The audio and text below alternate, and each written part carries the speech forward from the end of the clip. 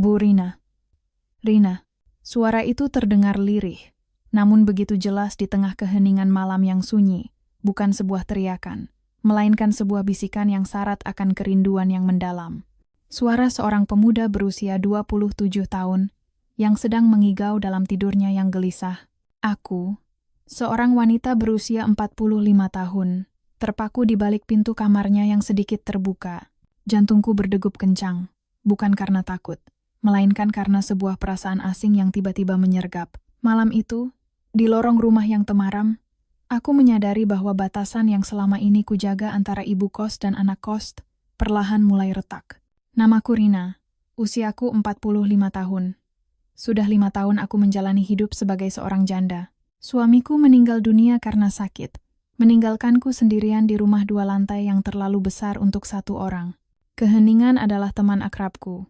Setiap pagi aku bangun di sisi ranjang yang dingin, dan setiap malam aku makan sendirian ditemani suara televisi yang bergumam tanpa makna. Untuk mengusir sepi dan menambah penghasilan, aku memutuskan untuk menyewakan kamar kosong di lantai 2. Takdir kemudian mempertemukanku dengan Bayu, seorang mahasiswa tingkat akhir berusia 27 tahun yang sedang mencari tempat tinggal yang tenang untuk menyelesaikan skripsinya. Ini adalah kisah tentang 2 jiwa yang kesepian, yang terpisahkan oleh usia 18 tahun, namun dipersatukan oleh takdir di bawah satu atap. Bayu datang pada suatu sore yang mendung. Ia pemuda yang sederhana, sopan, dan pendiam. "Selamat sore, Bu. Saya Bayu," sapanya saat pertama kali kami bertemu. Senyumnya tipis namun tulus. Matanya menyiratkan kelelahan, mungkin karena beban kuliah atau kehidupan.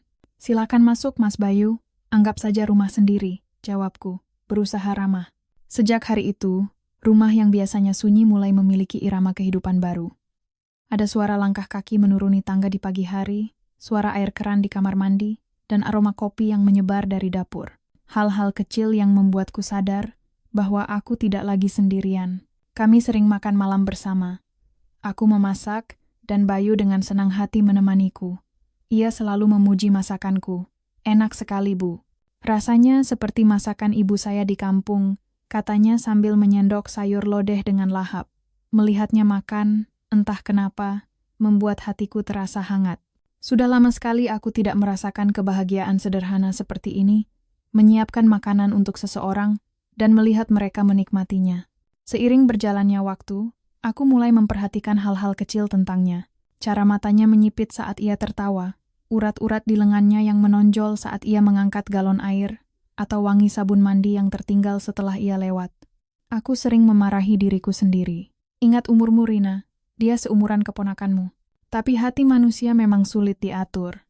Suatu malam di bulan kemarau, udara terasa sangat panas dan lembab.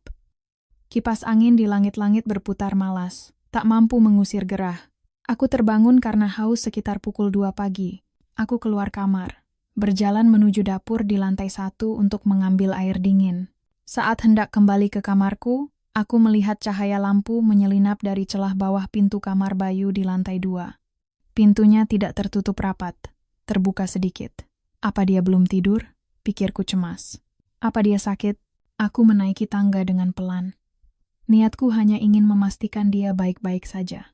Saat aku mendekat, aku mendengar suara napas yang berat dan tidak teratur. Khawatir terjadi sesuatu, aku memberanikan diri untuk mengintip sedikit dari celah pintu. Pemandangan di dalam kamar itu membuatku terpaku. Bayu terbaring di atas tempat tidurnya. Lampu kamar menyala remang. Ia tidak mengenakan baju karena udara yang panas, hanya celana pendek. Tubuhnya basah oleh keringat, berkilauan di bawah cahaya lampu. Ia tampak gelisah dalam tidurnya, membolak-balikan badan, mencengkeram spray dengan erat. Wajahnya terlihat tersiksa, alisnya berkerut dalam, seolah sedang menahan beban yang berat atau bermimpi buruk. Dan saat itulah, di tengah igauannya, bibirnya bergerak. "Bu Rina. Rina. Namaku." Dia memanggil namaku. Bukan nama teman kampusnya, bukan nama pacarnya, tapi namaku. Suaranya terdengar begitu lirih, begitu putus asa, dan begitu penuh kerinduan. Aku membeku. Tanganku membekap mulutku sendiri, menahan napas. Dia memimpikanku, jantungku berpacu liar, darahku berdesir hebat. Melihat tubuh mudanya yang berkeringat, mendengar namanya disebut dalam tidur yang gelisah itu. Tiba-tiba saja, aku merasa seperti remaja yang baru pertama kali jatuh cinta. Ada perasaan malu, tapi juga ada perasaan bahagia yang aneh. Aku mundur perlahan, takut suara langkahku membangunkannya. Aku kembali ke kamarku dengan lutut gemetar. Aku duduk di tepi ranjang, menyentuh dadaku yang bergemuruh. Bayangan Bayu yang berkeringat dan suaranya yang memanggilku terus berputar di kepalaku. Malam itu, aku tidak bisa tidur lagi. Aku terus bertanya-tanya, apa arti mimpi itu bagi Bayu? Apakah aku hanya sosok ibu baginya? Atau ada sesuatu yang lebih? Pertanyaan itu membuatku gelisah sekaligus berdebar sepanjang malam. Keesokan paginya, suasana di meja makan terasa berbeda bagiku. Aku tidak berani menatap mata Bayu. Setiap kali ia bicara, aku hanya menunduk atau pura-pura sibuk dengan makananku. "Bu Rina, ibu sakit?" tanyanya khawatir. Wajah ibu merah sekali. "Ah, tidak. Cuma agak gerah saja," jawabku gugup. Bayu menatapku lekat. Tatapannya yang biasanya teduh, hari ini terasa begitu intens. "Semalam, saya mimpi aneh, Bu," katanya tiba-tiba. Sendok di tanganku berdenting jatuh ke piring. Mimpi apa? Saya lupa detailnya, tapi rasanya sedih sekali. Saya merasa sangat kesepian dalam mimpi itu. Lalu saya mencari ibu. Ia tersenyum tipis, sedikit malu. Mungkin karena ibu orang yang paling dekat dengan saya di sini. Jawaban itu membuatku lega sekaligus kecewa. Hanya karena aku orang terdekat, pikirku. Tapi jauh di lubuk hatiku, aku berharap ada makna lain. Hari-hari berlalu. Ketegangan yang tak terucapkan mulai tumbuh di antara kami. Aku sering memergoki Bayu sedang menatapku saat aku tidak sadar. Dan saat aku menoleh, ia tidak membuang muka, melainkan tersenyum lembut. Senyum yang membuatku salah tingkah. Suatu sore, hujan turun dengan deras. Aku sedang mengangkat jemuran di halaman belakang. Angin kencang membuatku kesulitan. Tiba-tiba, Bayu muncul dan membantuku. Kami berlari-lari kecil membawa tumpukan pakaian kering ke teras belakang. "Hujannya deras sekali," kataku sambil mengibaskan air dari rambutku. Bajuku sedikit basah, menempel di tubuh. Bayu menatapku. Ia tidak bicara. Matanya menyapu wajahku, lalu turun ke bahuku yang basah. Tatapannya berbeda. Bukan tatapan seorang anak kos. Itu tatapan seorang pria. "Bu," suaranya serak. "Ya, Ibu. Jangan sakit ya." Ia mengulurkan tangannya, ragu-ragu, lalu dengan lembut menyeka tetesan air hujan di pipiku. Sentuhan jarinya yang hangat di kulitku yang dingin terasa seperti sengatan listrik. Kami berdiri berhadapan, sangat dekat. Suara hujan seolah meredam dunia di sekitar kami. Aku bisa mendengar deru napasnya. Aku bisa mencium aroma hujan bercampur aroma tubuhnya. "Bayu," bisikku. Ia menarik tangannya perlahan, seolah tersadar.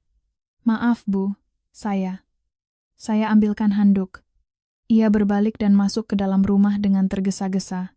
Aku berdiri mematung di tengah suara hujan. Sentuhan itu, tatapan itu. Aku tahu aku tidak sedang berimajinasi. Ada sesuatu di antara kami. Sesuatu yang berbahaya, tapi juga sangat menggoda. Malam itu, listrik padam karena badai. Rumah gelap gulita. Aku menyalakan lilin di ruang tamu. Bayu turun dari kamarnya. "Gelap sekali ya, Bu," katanya, sambil duduk di sofa di seberangku. Cahaya lilin yang bergoyang-goyang menciptakan bayangan di wajahnya, membuatnya terlihat lebih dewasa dan misterius. "Iya, semoga cepat nyala." Kami duduk dalam diam. Suara hujan di luar mengisi kekosongan. "Bu," panggilnya pelan. "Boleh saya jujur?" Jantungku berdebar. Jujur soal apa?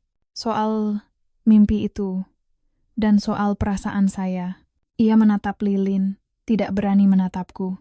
Sebenarnya, saya tidak hanya menganggap ibu sebagai ibu kos. Napas saya tertahan. Setiap melihat ibu, saya merasa tenang, tapi juga gelisah. Saya ingin dekat dengan ibu, lebih dari sekadar ini. Ia menoleh padaku. Matanya berkilat dalam remang cahaya. Saya tahu ini salah. Umur kita jauh. Tapi, saya tidak bisa membohongi diri saya sendiri. Aku terdiam. Pengakuan itu begitu tulus dan polos. "Bu, apakah ibu marah?" tanyanya cemas. Aku menggeleng pelan. "Tidak, Bayu. Aku tidak marah." Suaraku bergetar. Sebenarnya, malam itu, saat kamu mengigau, aku mendengarnya. Aku ada di depan pintumu. Bayu terperangah. Ibu. Dengar? Iya. Dan saat itu, aku sadar. Aku juga. Memikirkanmu. Bayu bangkit dari kursinya dan berlutut di hadapanku. Ia menggenggam tanganku yang ada di pangkuan. Tangannya hangat dan gemetar. Bu Rina. Saya kesepian. Dan saya tahu ibu juga kesepian. Apakah salah jika dua orang yang kesepian saling menemukan kenyamanan? Pertanyaan itu meruntuhkan benteng pertahananku. Kesepian 5 tahun ini. Kerinduan akan kehangatan, akan perhatian. Semuanya meluap. Bayu. Aku sudah tua. Tidak. Di mata saya, ibu adalah wanita paling cantik dan paling baik. Ia mencium punggung tanganku dengan lembut. Izinkan saya menemani ibu, bukan sebagai anak kos, tapi sebagai laki-laki yang peduli pada ibu. Malam itu, di bawah cahaya lilin dan suara hujan, kami tidak melakukan hal yang lebih jauh. Kami hanya duduk berdekatan, saling menggenggam tangan, berbagi cerita dan kehangatan yang selama ini hilang dari hidup kami. Tapi malam itu menjadi awal dari segalanya. Hubungan kami berubah. Kami mulai berani menunjukkan perhatian. Makan malam menjadi kencan kecil kami. Menonton TV menjadi momen untuk saling bersandar. Tetangga mungkin mulai berbisik, tapi kami tidak peduli. 3 tahun kemudian, Bayu lulus kuliah dan mendapatkan pekerjaan yang baik. Ia melamarku. Sederhana, tapi penuh makna. Rina, maukah kamu menua bersamaku?